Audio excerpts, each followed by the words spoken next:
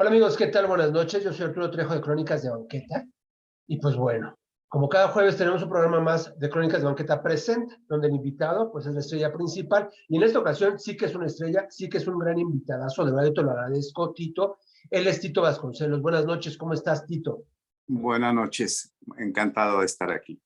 Gracias por tu tiempo, por este espacio y de verdad pues por permitir a Crónicas de Banqueta poder entrar y platicar un poquito contigo.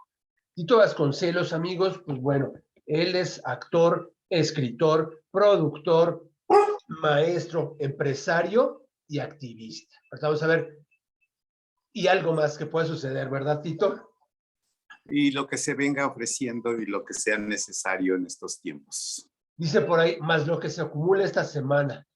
más lo que se acumule, Tito como, ha como sido, Tito letras así, de dime, dime. LGBT, JKL, ZZZ. ¿No?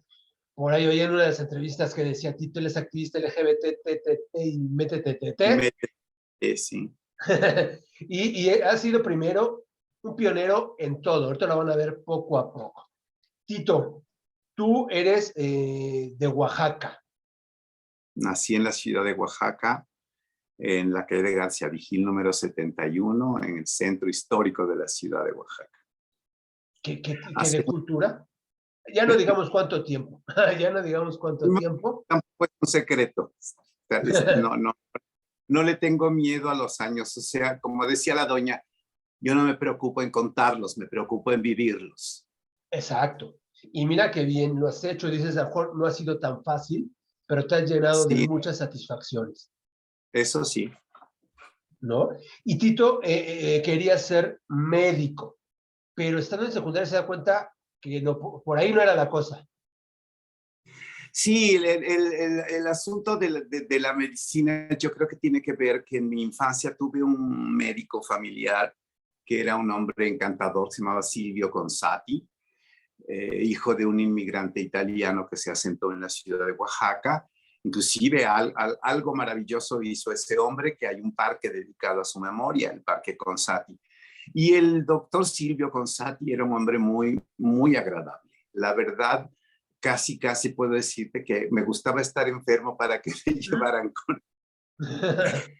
Era un hombre muy agradable, con un trato muy suave, encantador. Un hombre, yo creo que me enamoré del asunto posible de la profesión médica por él, ¿no? Por su bonomía, su gentileza y su paciencia para tratar con pacientes infantes como lo era yo, que era bastante inquieto en ese momento. Y lo ha sido siempre inquieto, ¿eh? Y bueno, sí, ya algún momento dado, ya cuando vine a vivir a la Ciudad de México y estaba ya en la secundaria, mi maestra Azucena Rodríguez, que no era directamente mi maestra, pero era una maestra de literatura española, ella empezó a hacer un grupo de teatro y yo dije, pues vamos a ver de qué se trata esto. Me encantó, la verdad me encantó. Empecé con el retablo de las maravillas de Cervantes y me encantó. Además debuté en el Teatro del Bosque, ahora Julio Exacto. Castillo, ¿no? Entonces Exacto. fue fantástico todo el asunto y el asunto fue empezar a pisar el escenario para saber que ese era mi espacio. Lo sentí, lo descubrí y lo disfruté enormemente. Y a pesar de que esa es tu pasión, fue tu pasión desde un inicio, pero lo estudias en la Escuela de Arte Teatral de Limba. O sea, Estuve, no. Ajá. pasé por la Escuela de Bellas Artes, pero fue un año muy convulso porque ese año Marco Antonio Montero, que era el director de la escuela, se fue, lo echaron. El caso es que había unos pleitos ahí de grupos políticos. Llegó Emilio Carballido a la dirección de la escuela, entonces hubo una decisión, porque tenía una planta de maestros extraordinarios en ese momento. Era la mejor opción Claro. de estudiar en la Escuela de Arte Teatral, todavía no era nacional. Y estaban ahí Héctor Mendoza, estaba Luis de Tavira, estaban otras personalidades, Soledad Ruiz, que empecé con ella, pero que no nos entendimos a nivel alumno-maestro, y fue ahí un scratch fuerte, ¿no? Pero Ya. yo me quedé en la escuela y después en la administración de Emilio Carballido, que no fue mala, pero tampoco fue genial, y yo necesitaba trabajar, porque a mí en mi casa me dijeron, si piensas estudiar teatro, olvídate de nosotros. Entonces dije, bueno, pues me olvidaré, pero necesito trabajar. Entonces empecé a trabajar muy jovencito en lo que podía, ¿no? Entonces para sortear ahí el tema, empecé a trabajar profesionalmente muy joven también. Trabajé con Fernando Wagner, todavía estaba yo en la escuela cuando trabajé con Fernando Wagner, que era uno de los grandes directores de escena de la época. Claro. Hice una obra de Luisa Josefina Hernández, se llamaba, una versión de Luisa que se llamaba El Popol Vuh, y yo era uno de los búhos que guiaba a los héroes de la jornada del Popol Vuh en su viaje al inframundo. Claro, que es un libro completamente recomendable para que ustedes lo puedan ver, y esta adaptación a la hora pues también fue muy buena. Y es así como conoces precisamente a José Antonio Alcaraz, donde te haces tu No, pues asistente. a José Antonio Alcaraz yo lo conocí a finales de los años 60. Ajá. Lo de que te estoy hablando es como por ahí del 70, 72 o algo así.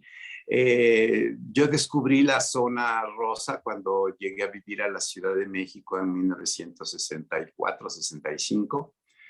Y la zona rosa era fantástica, era maravilloso el Era espacio. una zona distinta, diferente a como es hoy en día. Vamos a hacer. Absolutamente, no tiene nada que ver con lo Nada. que es.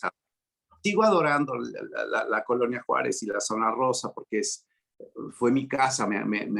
La zona rosa me recibió con los ojos y los brazos abiertos, y la verdad sentí que había llegado a mi casa, ¿no? Exacto. Era un espacio de libertad muy extraordinario. Era un espacio en donde abundaban los buenos restaurantes, las buenas galerías, en La fin, gente misma que pasaba por ahí. absolutamente era normal encontrarte o tropezarte con la Doña o con Pita O Amor Pita Amor, ajá. o con José Luis Cuevas o con Gabriel García Con Márquez, Carlos Monsiváis. con Carlos Monsiváis. Yo llegué a un lugar que era propiedad del papá de la maestra Margot Glantz, don Jacobo Glantz, El Carmel, que estaba en el pasaje que se llamaba Jacarandas, que era Ajá. un pasaje comercial muy bonito, que tenía unas jacarandas fabulosas en el centro. Y el café del don Jacobo era un refugio extraordinario, porque él era también un hombre muy generoso, y era un espacio en donde nos permitían quedarnos horas y horas con la misma taza de café. Exacto. Que es diferente hoy en día. Yo hace poquito hablé de la zona Sí, rosa, porque el nombre de zona rosa, que tiene varios, sí, muchos se pelean todos.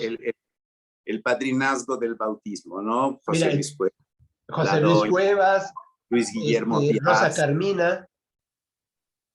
Pues Rosa, no creo que Rosa era. Si yo hubiera dedicado a Rosa, hubiera sido Roja desde el principio, ¿no? Porque Rosa Carmina era, sí, una rumbera muy extraordinaria, y Cuevas era fan de Rosa Carmina, y se supone que él, en homenaje, pero es como raro, ¿no? Que un mexicano le dedicara una colonia a una cubana. Era raro, pero en fin, cada quien Exacto. su rosa, Vicente ¿no? Leñero, por su parte, también con otra frase, ¿no? Tiene, incluso hasta el mismo Agustín Barrios Gómez. Todo el Sí, mundo quiere meter mano. no podía ser blanca ni roja, ¿no? Entonces, que blanco y rojo daba rosa también. Sí, o sea, hay muchas leyendas de paternidad del nombre. El caso es que, bueno, no importa quién la bautizó, él sigue, ¿no? Fue un hombre que pegó, que llegó para Exacto. quedar. Y porque la colonia Juárez fue muy a principios en los últimos años del siglo XIX. Sí, Era una colonia americana, la colonia americana. la colonia Y americana, que le dan ese toque europeo con el tipo de casas o casonas que existían. pues sí, Ese también. todo este fraccionamiento en algún momento fue propiedad de el arquitecto Rivas Mercado, fue el que fraccionó esta con otras empresas por ahí. El caso es que, bueno, creo que Antonieta debe haber tenido que ver con el bautismo de las calles, porque Antonieta bautizó con las cordilleras europeas, Ajá. las lomas de Chapultepec, ¿no? Que se llamaba Exacto. Chapultepec Heights, ¿no?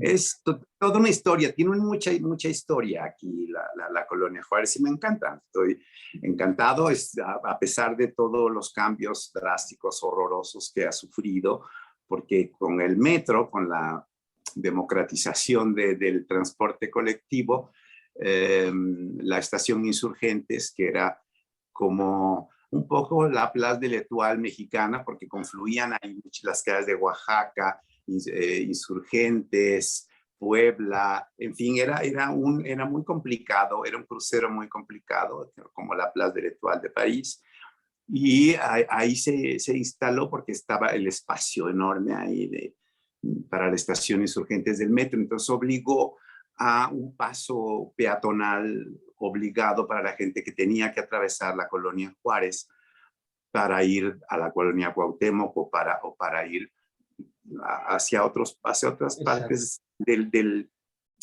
oriente y del norte de la ciudad, ¿no? Entonces, sí, llegaron los ambulantes, llegó todo, fue un tianguis,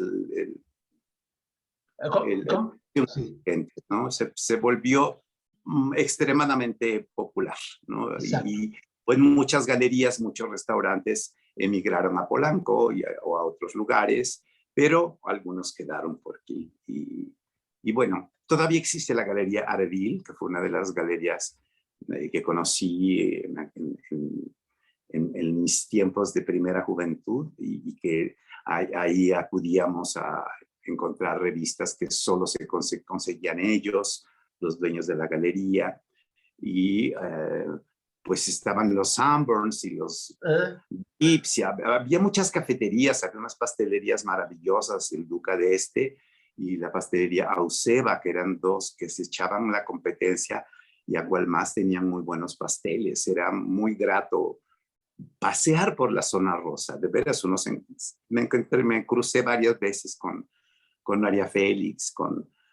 Pita, pues, con Monsiváis, exacto. en fin, Exacto. fue en el Café Escenario, de Carmel coincidíamos muchos artistas, muchos claro. escritores, ahí conocí a Luis Zapata, a Olivier de Beauvoir, a Luis Guillermo Piazza, o Jorge Arturo Ojeda, toda la inteligencia y toda la contracultura estaba ahí, ¿no? ¿Qué es a lo que iba? ¿Qué es a lo que iba? La zona rosa ha sido escenario de grandes episodios tanto en televisión como en la literatura, ¿no? Luis Zapata, el autor del Vampiro de la Colonia Roma, Exactamente. icónico, por ejemplo, el Vips del Ángel, que hoy ya no está, el Ya Cine no existe. Latino, que Ni tampoco está, Tambors el del Ángel Ángel, estaba 24 horas corrido, o sea, no cerraba nunca. exacto. Uno podía ir a cenar, a desayunar, a comer, con la seguridad de que siempre había y que había calidad en la comida. Había otro restaurante que estaba en el cruce de Insurgentes y Reforma, que se llamaba Noche y Día, que tampoco cerraba. Ahí terminábamos muchas parrandas, ¿no? Que hacían una sopa de médula estupenda y había tríos y mariachis y no cerraba nunca, nunca. Hasta el Es, es, Carrusel y no esta, sé qué esta, tanto más. sí, esta ciudad se la cargaron entre los policías y el AMA, Exacto. ¿no? Y de ahí vamos a desprender algo y vamos a volver a regresar a la zona rosa, porque la zona rosa también se vuelve un poco de esta zona, como decíamos, LGBT, y ahí se vuelve los primeros antros de este tipo. Pero ahorita regresamos a ello y ahorita vamos para allá. En el 77 también conoces a Nancy Cárdenas, o ella más bien te ve en el 76, que junto a Sí, Sara Bernard haces una obra. Y esta obra, que es por primera vez, y empiezan aquí las primeras veces de Tito Vasconcelos, con cartas de sí. ultratumba, cuando tú te trasvistes, cuando tú haces un Y personaje de mujer. fue mi primer travesti y fue impactante. A mí me sorprendió muchísimo la reacción porque además debuté ante un público eminentemente teatral. Era una entrega de premios de críticos y cronistas de la Ciudad de México y todo el público eran actores, directores, gente de teatro. Y aparecí, yo ya tenía una carrerita por ahí empezada, ¿no? Como actorcito que promete, ¿no? Alguna vez algún crítico me mencionó así de un actorcito que promete. Pero eso fue inaudito. O sea, tuve a mis pies a toda el gremio de actores con un aplauso atronador y fue encantador y divertidísimo. Y dije, algo está sucediendo, algo sucedió conmigo porque florecí en la escena, me sentí como pez en el agua y sentí que dominaba y que la gente estaba atenta a todas mis acciones y a todo lo que decía y a todo lo que me movía y era fantástico. Fue una cuestión de sensación del poder del personaje travestido, ¿no? Que siempre ha estado en el teatro, pero yo lo veía como mera referencia arqueológica, ¿no? De que los actores antes, pues, la tragedia griega no tenía actrices y las actrices entraron en el siglo XV, ¿no? Hasta el siglo XVI. Y toda esta historia, porque ya hasta en el siglo XVII se inventó el kabuki, en fin, todo el asunto del travestismo escénico es una constante en la historia del teatro, ¿no? Y yo lo asimilaba y lo veía desde la perspectiva arqueológica prácticamente, ¿no? Sabía que Sarah Bernhardt además había hecho travesti también, ella hizo Hamlet, hizo Long, ¿no? Interpretó al hijo de Napoleón, en fin, me parecía interesante desde la perspectiva de construir un personaje y de entrar en la piel de los personajes, ¿no? No nos cuestionábamos tanto la sexualidad y no fue específicamente porque yo pertenezca a la comunidad Sopa de Letras, fue una cuestión meramente de investigación del hecho teatral del travestismo y el poder que tenemos los personajes travestidos en escena. De veras, es el público que cuando el público queda cautivado y convencido, somos maravillosos, pues, en ese momento, esa comunión que se da del juego, donde el público se deja engañar a sabiendas. No es que el público ignore el sexo del representa, sino disfruta el juego actoral del travestismo, que es otra cosa, que no tiene nada que ver con las dragas de ahora, ¿no? Ni mucho menos. Exacto. Esto sí es actuación. Y Tito, decían, tal parece que sí prometió, ¿no? Como este actor que prometía, tal parece que y sí. Cumplí. Y cumplió. Prometí En el 77, esta obra la ve Nancy Cárdenas también, y ella dirige el primer montaje de misterio de Bufo de Diario de Fu, ¿no? Y entonces tú incursionas por primera vez también en el teatro de cabaret. No necesariamente. Yo empecé el cabaret, de hecho yo entré al cabaret en el 78.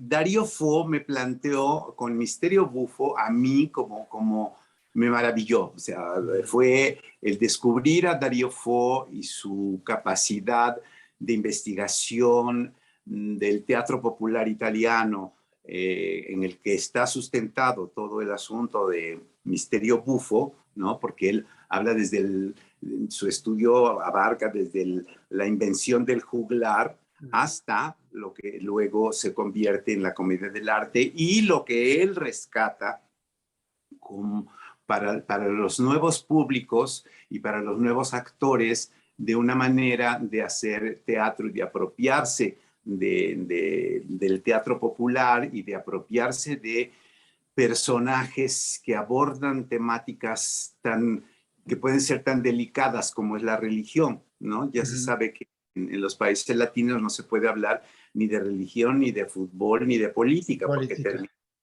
terminamos todos peleados, pero él conjuntó todo eso y lo hizo genialmente, lo hizo con muchísimo respeto además, porque él era un comunista, no solo colorado hasta el hueso, ¿no? No, a él no le interesaba atacar la fe de la gente. A él lo que le fastidió siempre fueron los curas, ¿no? Como a todos, a mí también me fastidian los curas. Yo creo que las religiones tienen alguna cuestión que nos permite conciliarnos para después de la muerte, ¿no? Que si hay algo después de la muerte, bueno, hacernos una ilusión, darnos una tranquilidad de que vamos a estar tal vez en un mejor lugar. Entonces, eso no se lo puedes quitar a la gente, ese pensamiento mágico no se lo puedes quitar a la gente, ¿no? Lo que sí le puedes enseñar a la gente es que los curas no son los que tienen la última palabra, ¿no? Y es que ahí está lo malo, ¿no? O sea, porque la religión es algo, pero quienes la manejan es ahí donde ya no... Sí, ahí es un problema, ¿no? Porque además, ojalá fueran lo virtuosos que pretenden, pero sabemos que no son virtuosos, que son unos comerciantes mercachifles y que son unos abusadores de infantes. Y que, no todos, evidentemente, uno no puede hacer tablas rasas en ese sentido. Exacto. Pero el asunto es que la gente esté tranquila con su espíritu y con su conciliación cósmica sobre qué va a pasar cuando se muera. Esa es una cosa, y otra es hacerles el caldo gordo a estos señores, ¿no? Exacto. Pero llega 1980 y Tito sigue prometiendo, ¿no?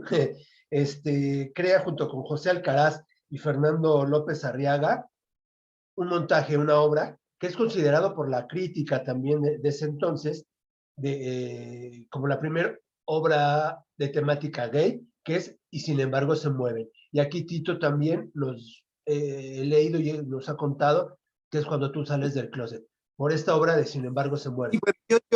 Yo creo que nunca estuve en el closet, la verdad, pero había como la necesidad de mostrarle a la gente que uno no puede permanecer oculto, ¿no? Que lo que haces no es una cuestión fea, que los homosexuales, la única diferencia que tenemos con el resto de la población es con quién nos vamos a la cama, y realmente ese es asunto de cada quien, ¿no? Cada quien se va a la cama con quien quiere o como quiere. Entonces, Nancy ya había hecho Los Chicos de la Banda unos años antes, con gran escándalo, porque el delegado de entonces de Cuauhtémoc, porque ella iba a estrenar en el Teatro Furufuru, Los Chicos de la Banda, el delegado que se llamaba Delfín Sánchez Juárez, que era un ignorante de tomo y lomo, ya con Los Chicos de la Banda ya fue su segundo derrapón espantoso, porque anteriormente había mandado llamar a cuentas a Fernando de Rojas por haber escrito una cochinada como La Celestina. Y con Los Chicos de la Banda, él dijo que él no iba a autorizar. En esas épocas todavía existía legalmente la censura teatral, que todavía hasta mediados de los 80s, nosotros los actores estábamos obligados a dar una función de censura para la Secretaría de Gobernación, ¿no? Entonces, porque no podíamos meternos con política, porque no podíamos criticar a los presidentes, porque no podíamos criticar nada del poder, ¿no? Había entonces, mayor restricción, ¿no? En tu gobernación no lo permitía. Sí, por supuesto, sí. O sea, sabíamos que cuando teníamos agentes de gobernación viendo que estuviera todo, todo en orden. O sea, eran la sustitución de unos personajes que existieron en la colonia, en la Nueva España, que se llamaban los familiares de la Inquisición o los fiscales de la Inquisición, e iban nada más a ver que uno derrapara para ir a acusarlos, ¿no?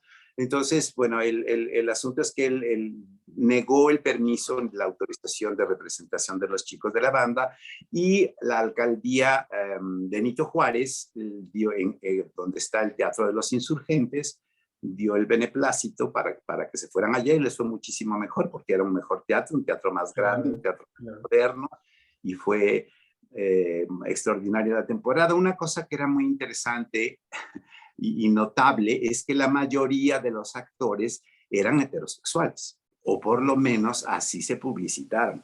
Durante la temporada, varios de los actores, entre los cuales estaba Sergio Jiménez, Sergio Kleiner, Carlos Cámara, el papá de Lolita Cortés, Ricardo Cortés, todos hicieron reportajes mostrando a sus esposas, a su familia.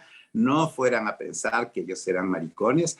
Entonces era muy chistoso el asunto, pero además la obra es muy fea. A mí Los Chicos de la Banda me parece muy, muy horrorosa obra, llena de culpa. En fin, creo que históricamente es importante porque fue la primera vez que una obra de temática homosexual llegaba a los grandes teatros de Broadway y triunfaba, ¿no? Pero por supuesto triunfaba porque mostraba cómo querían vernos a los homosexuales, con culpa, feas personas. La fiesta es horrorosa, es una... y no te voy a decir que todos los homosexuales somos más buenos que el pan. Hay como en todos los grupos, ¿no? Hay gente buena, gente mala, gente inteligente y gente muy estúpida. Y eso es lo que mostraban en Los Chicos de la Banda, pero con una carga de culpa en la mayoría de los personajes. El personaje que presta la casa termina yendo a misa en la mañana del día siguiente de la fiesta. Entonces, a mí me parecía horrorosa. Pero sentó bases, pues, y Nancy ya había salido del closet, pues, ¿no? En el programa, en un noticiero de Sabludowski. Entonces, pero no había una dramaturgia mexicana al respecto. Y José Antonio decidió que hiciéramos en conjunto con Fernando López Arriaga y yo alguna noche de trasnoche, tal vez en el Vips o tal vez en el Sambors del Ángel, pensamos que teníamos que hacer una obra testimonial que hablara de nosotros aquí en México y cómo estábamos viviendo. La década de los 70 fue una década muy espantosa de persecuciones, de policía. Existía la policía secreta, existía, ¿no? Aunque la negaban, pues todos sabíamos que existía la policía secreta, y como no había lugares de socialización legales, porque todo era clandestino, porque pues no nos merecíamos para los gobiernos de esas épocas espacios nuestros con dignidad y sin temor a represalias, pues nos juntábamos donde podíamos. O sea, por eso las zonas rosas se convirtieron en un espacio como neutro de paz, porque era una zona, y ha sido siempre una zona turística muy importante y produce un billete, ¿no? Entonces, pero no había lugares de reunión. Entonces, el asunto de que había fiestas privadas en las que si había alguna loca que no había sido invitada a la fiesta, pues se sentía ofendida, y entonces llamaban a la policía y mandaban a la policía a la fiesta. Y de 2 o 3 fiestas tuve que salir por piernas por las azoteas, brincando, metiéndome en tanques de agua para escapar de la policía. Estas famosas redadas, Tito.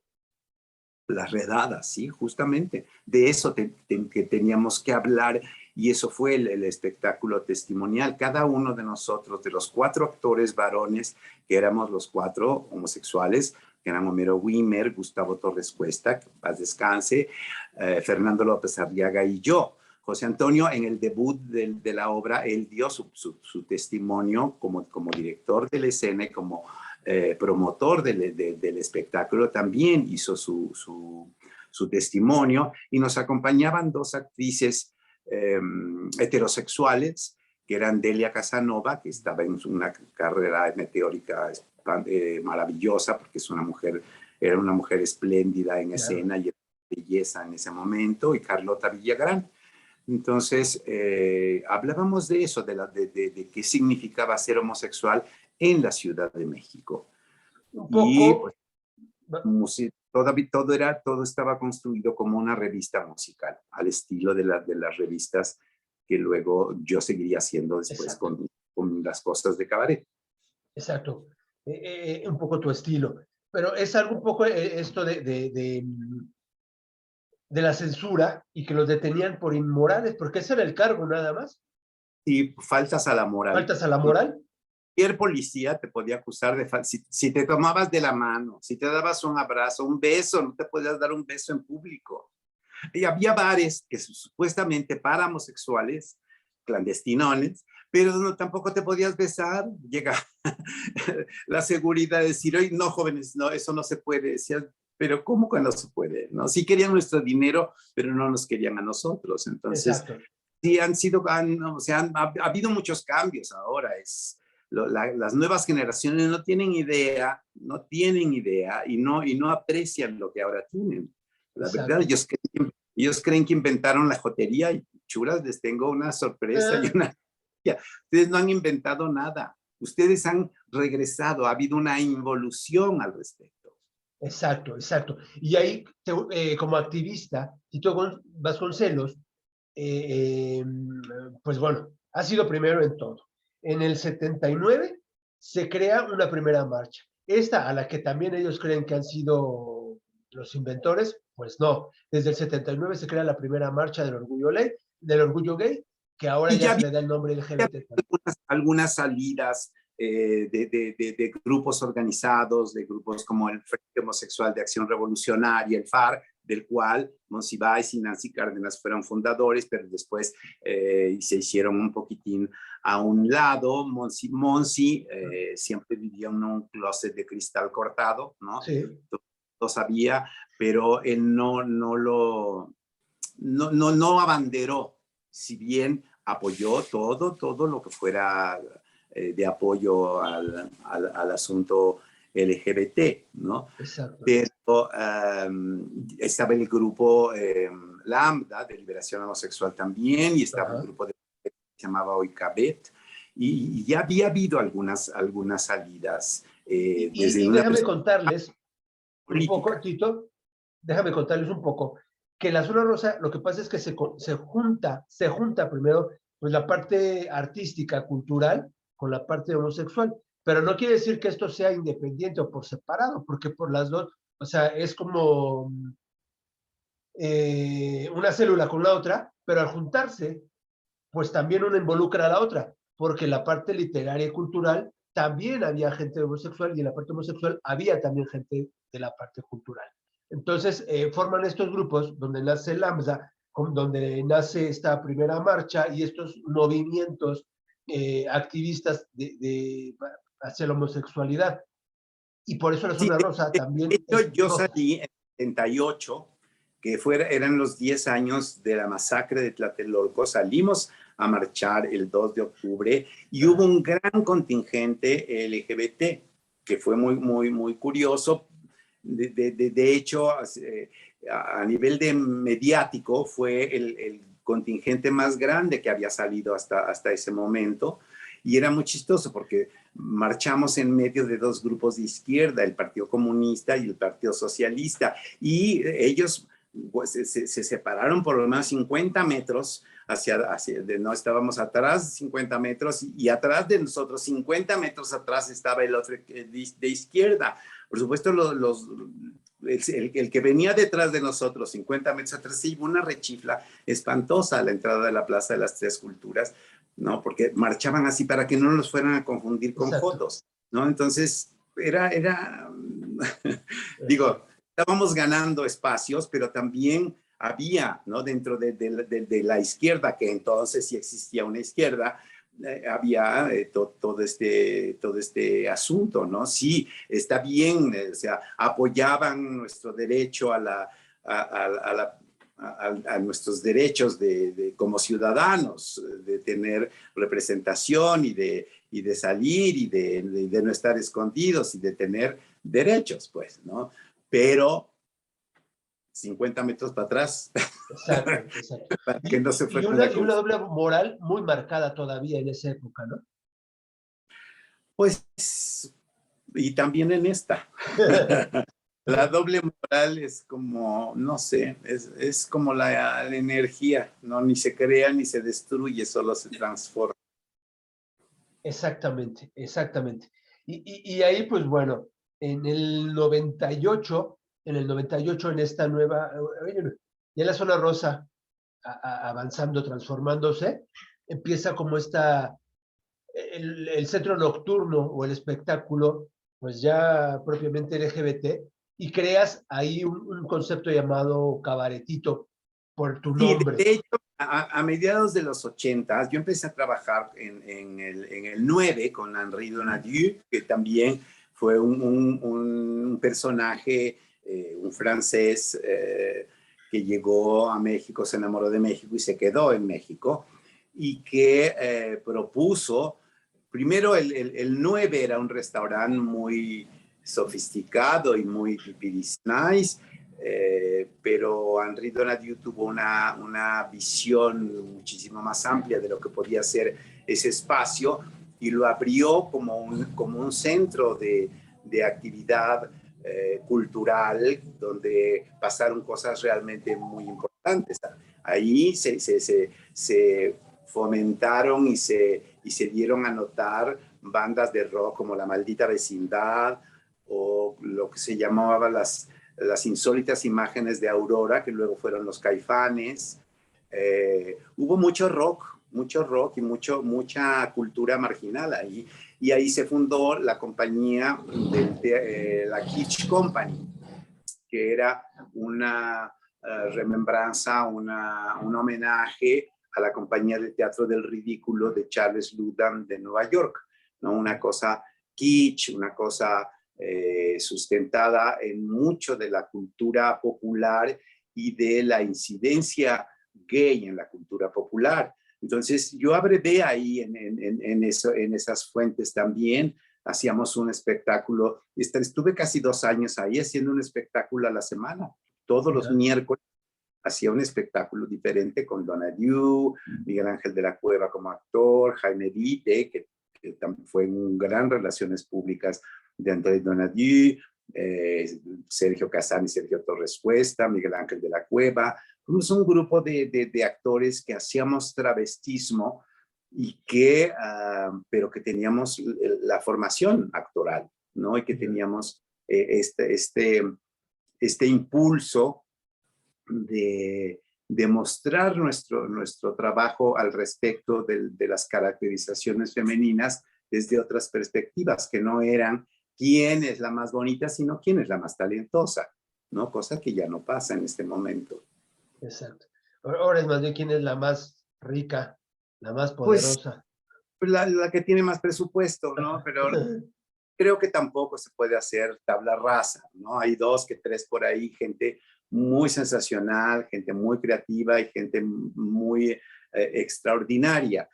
Pero este tipo de copias de lo que hizo RuPaul, que RuPaul lo supo hacer con una gran habilidad y se hinchó de billete también, ¿no? Entonces, pero lo supo hacer muy bien, ¿no?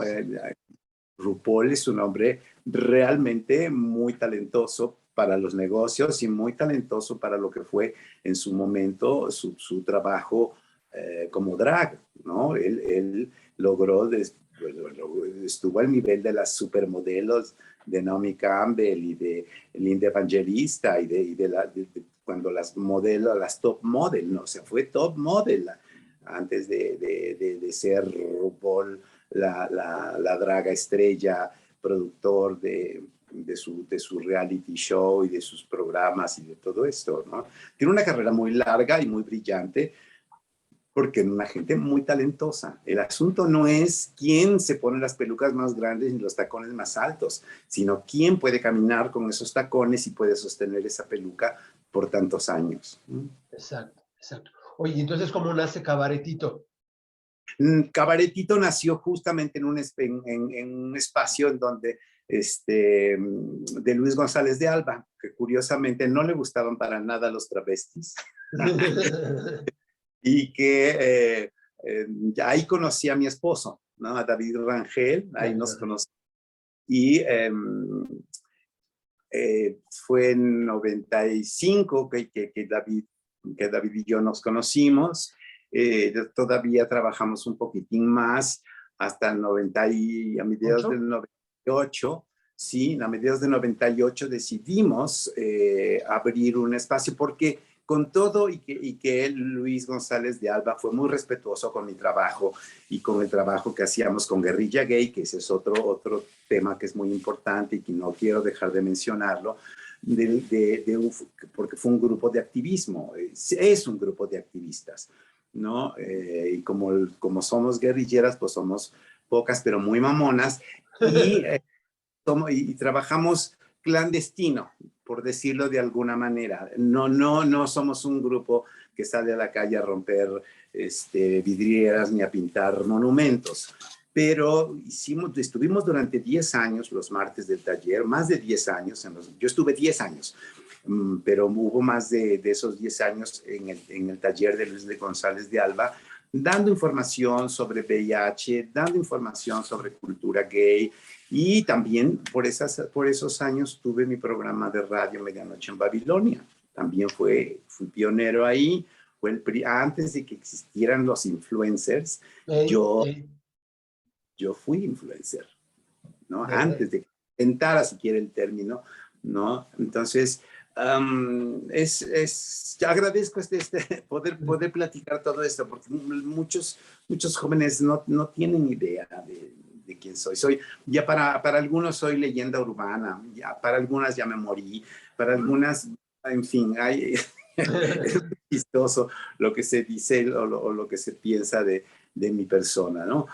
Pero sí, ha sido una larga carrera el asunto, y los cabaretitos fue un proyecto que hicimos con David, porque queríamos un lugar en donde cupiéramos todos, donde no hubiera, tú no entras por prieta, o tú no entras porque eres muy quebrada, o tú no entras, no, o sea, nuestra única regla era cumplir con la ley. No pueden entrar menores de edad, punto. Exacto. Fuera de ahí, bienvenidos todos los que quieran venir a convivir armónicamente. Y ya existían, ¿no? Y aunque no existían estos términos todavía como incluyente o clasicismo, ya existían de todos modos. O sea, el concepto como tal, quizá la palabra no, pero el concepto como tal ya existía y era un espacio incluyente. Nosotros apostamos por eso, vengan aquí, la gente que quiera pasarla bien, en un ambiente respetuoso, en donde no nos vamos a meter si te das un beso con el novio o no, o si eres muy prietito, porque sí hubo muchos bares gays en donde los prietitos no éramos bienvenidos, ¿no? Donde si no ibas así a todo lo que das, y en fin, sí ha habido mucho clasismo en la comunidad, mucho racismo, sí ha habido discriminación al interior, ¿no? Antes el asunto que se diera, todas las tes que se le sumaron a la sopa, o sea, nosotros no nos ofendíamos por ser actor, porque los actores que hacíamos travestismo éramos las vestidas, ¿no? Exacto. Sí, me visto de mujer, ¿cuál es el problema? Entonces, no nos ofendía el asunto. Ahora ya no le puedes decir a nadie vestida porque, uy, Dios mío, se rasgan las vestiduras y pareciera que, no sé, pareciera que bailaste sobre la tumba de sus madres. El asunto es que nosotros nos ganamos muchos derechos de los que ahora ellas y ellos disfrutan, ¿no? Entonces, en fin, ¿no? Han pasado muchas cosas, y todo esto, en todos estos he sido ajonjolí de todos esos moles. Oye, y aparte, este es otro mole. Tito Vasconcelos también estuvo en una película muy conocida, por si aquellos que todavía no saben quién es Tito Vasconcelos, estuvo en Danzón con las Grandes Marías, con esta dupla, que es María Rojo, pero María Novaro hace esta gran obra que es Danzón, y en la cual tú entras como Susi, pero cantas por ahí una canción que es El Coquero, y es un personaje de verdad estupendo. Sí, fíjate, ya hace 32 años que hice esa película, ¿no? Y sigue, a mí me dio muchísimo el haber hecho danzón, porque proyectó mi figura de manera internacional. Me reconocían en Nueva York, en la calle y en París, y fue muy satisfactorio. No lamento, pero me hubiera gustado hacer un poco más de cine y que me tomara más en serio, pero en general, después de Danzón, lo único que me llegaban eran personajes de travesti. Exacto. Y si bien no era así que me ofendiera que me ofrecieran eso, no había un personaje que llegara a la altura de Susi, ¿no? No me ofrecieron algo mejor que Susi, y yo decidí que no iba a hacer cualquier cosa por seguir en pantalla y por promocionar una imagen que no era en mi totalidad. Yo sí, me trasvisto alegremente cuando se me pega la gana, pero también hice Shakespeare, hice Tito Andrónico, hice otras cosas como varoncito, pues, ¿no? Exacto. En Entonces, el teatro ha sido pues tu mayor pasión, ¿no? También hiciste Sin ton ni Sonia en en película. Ajá. y era un tatuador ahí medio raro. Sí, Exacto. con Ajá. Cecilia Suárez, ajá. Ándale, con Ceci Y Suárez cuando empezaba. también trabajé con Paul Leduc. Paul Leduc conoció mi puesta de mariposas, que es otra cosa que es muy legendaria, mis mariposas, que fueron ya hace 35 años, que también marcaron un hito en mi manera de hacer un teatro travesti y de a través no solamente de la diversión y de la música y del jolgorio, sino también tenían unas funciones didácticas, unas funciones de culturización de públicos para que respetaran el tema del travestismo como un arte digno, como un Claro. arte evidentemente central en el entretenimiento nocturno de la Ciudad de México. Porque había habido siempre los shows de travestis y son muy exitosos. A la gente le gustan los travestis. Al público común y silvestre le encantan los travestis y ver el trabajo extraordinario que muchos de ellos hacen al caracterizar a sus estrellas favoritas.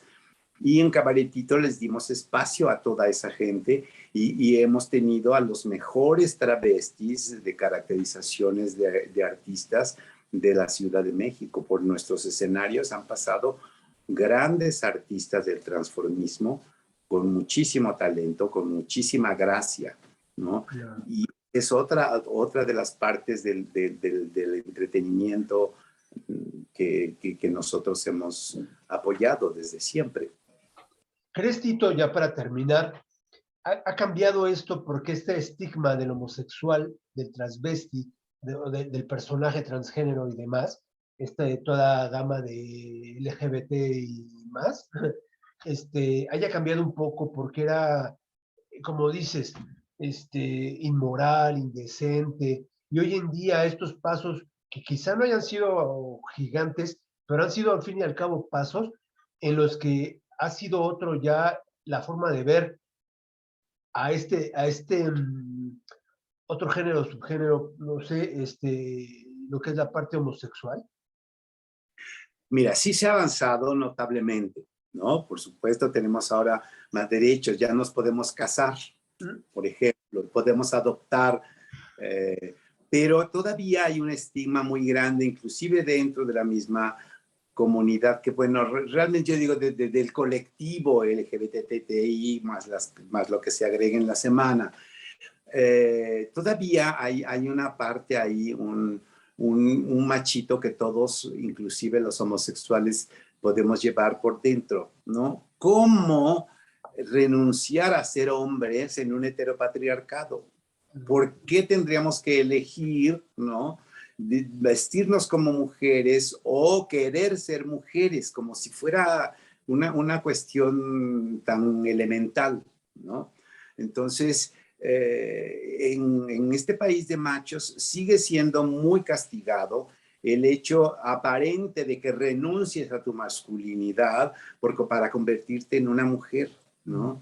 Pues si uno pudiera escoger, no escogería uno eso. No es una cuestión de elección de ahora quiero ser mujer porque me siento mujer. No, o sea, se descubren. Los personajes transexuales se descubren, saben que no son lo que se les asignó, sino son otras personas que tienen derecho a estar, que tienen derecho a salir, ¿no? Entonces, si eres cisgénero, es terrible que quieras ser mujer o que quieras ser hombre en fin, ¿no? Todavía hay que avanzar en la información para entender que los seres humanos somos diferentes, todos.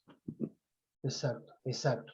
Y yo, pues bueno, Tito, de verdad estoy completamente contento, agradecido por tu tiempo, por este espacio y pues por esta plática que espero a todos les guste y pues que le piensen, ¿no? O sea, aquí como tú dijiste, todos somos diferentes, todos en algo, no tan solo en las preferencias, sino en algo, somos diferentes y necesitamos de comprensión y de que nos quieran y de paciencia y demás. Mira, que de comprensión necesitamos respeto.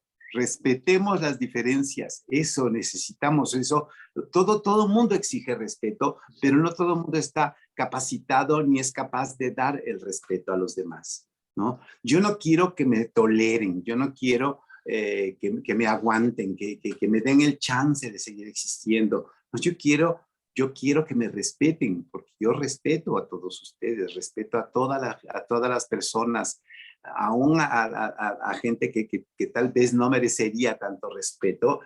Es una cuestión de civilidad, no podemos estar en eterno pleito, o sea, estamos viviendo en sociedad, no en sociedad, ¿no?